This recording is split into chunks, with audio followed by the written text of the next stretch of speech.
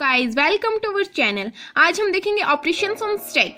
इससे पहले हमने कुछ नोट्स और कुछ एक्सप्लेनेशंस आपको दे दी हैं that are on stack and queue, classification of data structure, what are data structure, ये सारी हमने आपको प्रोवाइड कर दी हैं। तो जब ये चैप्टर कंप्लीट हो जाएगा तब मैं लास्ट में आपको इसकी एक अलग से वीडियो बना के दूंगी, इसमें सारा आपको प्रोवाइड किया जाएगा विद PDF। सो स्टार्ट करते हैं आज का topic, that is operations on stack. Next video बनाएंगे ऑपरेशंस ऑन क्यू। आज के लेक्चर में हम इंसर्शन डिलीशन दोनों देखेंगे। ज़्यादा पार्ट्स बनाने में मुझे कोई इंटरेस्ट नहीं है, एक ही वीडियो में आपको सारा समझा दिया जाएगा। दोनों पुश और पॉप। देखो, सबसे पहले आपको पता होना चाहिए कि स्टैक क्या है। अगर आपको नहीं पता तो आप हमारे लास्ट वीडियो में जाके देख सकते हैं, उसमें मैंने आपको स्टैक एंड क्यू दोनों बताए थे। ओके, तो स्टैक के अंदर हम दो ऑपरेशन परफॉर्म कर सकते हैं। First is push, then next is pop.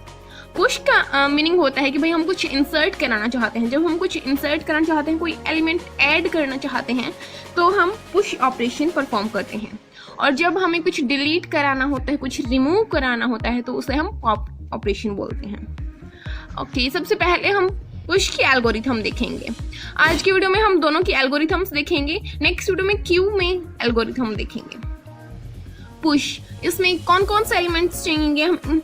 S, इसकी जगह आप स्टैक भी ले सकते हैं, हमने S लिया है। N, ये है साइज कि आपके जो आप बनाना चाहते हैं स्टैक, उसका साइज क्या है। टॉप, जो भी सबसे ऊपर का एलिमेंट है वो क्या है। आइटम, जो आप ऐड कराना चाहते हैं, ऐड एलिमेंट इंसर्ट कराना चाहते हैं। सो ऐसे आप नीचे एक्सप्लेनेशन करके लिख देंगे तो आपका थोड़ी प्रेजेंटेशन अच्छी हो जाएगी।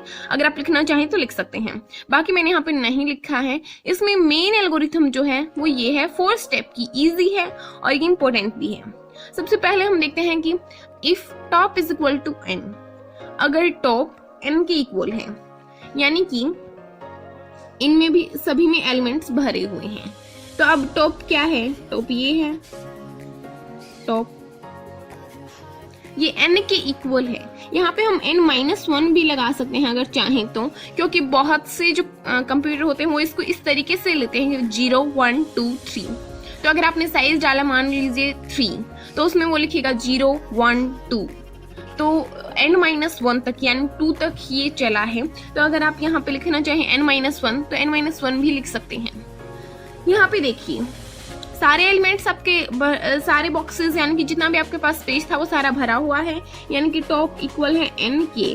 तो फिर इस कंडीशन को हम बोलते हैं ओवरफ्लो और हम एग्जिट कर जाएंगे, यानी कि हम इसमें कुछ भी ऐड नहीं करा सकते, पहले से ही पूरा भरा हुआ है।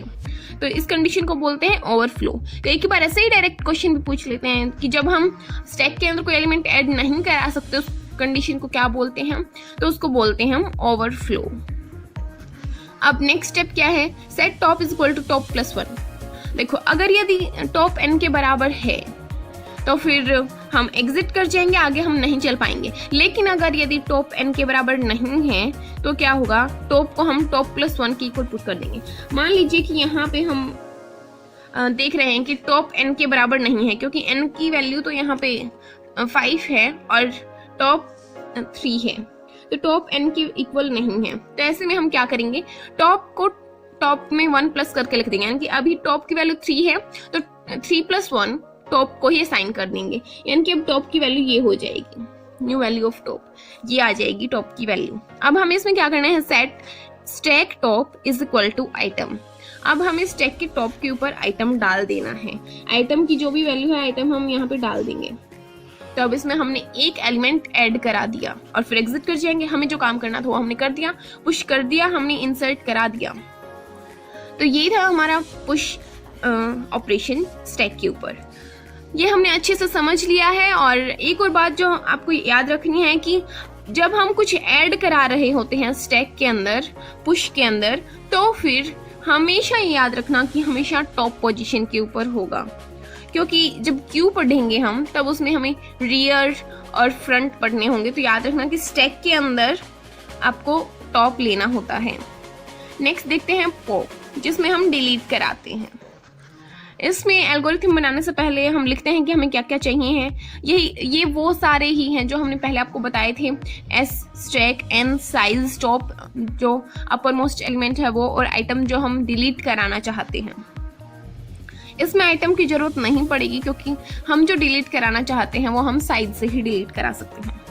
सबसे पहले हम देखते हैं स्टेप 1। पहले हम देखेंगे कि कहीं स्टेप 0 के इक्वल तो नहीं है। अगर टॉप अगर 0 के इक्वल होगा, जैसे कि अभी ये जो हमारे पास है इसमें कोई एलिमेंट ही नहीं है, यानी टॉप 0 के इक्वल है, तो फिर हमें अंडर फ्लो लिख देना है कि हम कुछ डिलीट करा ही नहीं सकते। तो ये क्वेश्चन भी पूछा जा सकता है कि एक ऐसी कंडीशन जिसमें हम कुछ डिलीट नहीं करा सकते उसे क्या कहेंगे, तो उसे हम अंडर फ्लो कहेंगे। अब हम नेक्स्ट देखेंगे, अगर यदि ऐसा हुआ कि कोई एलिमेंट ही नहीं है तो हम एग्जिट कर जाएंगे, कुछ भी नहीं करेंगे। और अगर ऐसा नहीं है तो फिर आइटम इज इक्वल टू, मान लीजिए यहाँ पे 2 एलिमेंट्स हैं, यानी कि ऐसा नहीं है कि खाली है, तो फिर हम क्या करेंगे, set item is equal to S top. हम कोई आइटम लेके आएंगे जिसके अंदर अभी कोई वैल्यू नहीं है, एक वेरिएबल है, और इस एस के टॉप की वैल्यू इसमें असाइन कर देंगे। ये वाली वैल्यू इसको असाइन कर दी हमने। अब टॉप तो खाली हो गया, यहाँ पे तो कुछ रहा ही नहीं क्योंकि हमने इसकी वैल्यू तो ले ली। अब क्या करेंगे, set is equal to top -1, top is equal to top -1, यानी कि अब हमने टॉप ये था, अब हमने टॉप इसको सेट कर दिया और फिर एग्जिट कर जाएंगे। अब यही तो टॉप बचा क्योंकि ये वाली वैल्यू तो हमने निकाल ली, आइटम को दे दी, तो अब ये टॉप बच गया और एग्जिट कर जाएंगे। तो ये था पुश और पॉप। नेक्स्ट देखेंगे हम क्यू के ऊपर जो ऑपरेशंस कर सकते हैं, ऑपरेशंस ऑन क्यू, वो देखेंगे।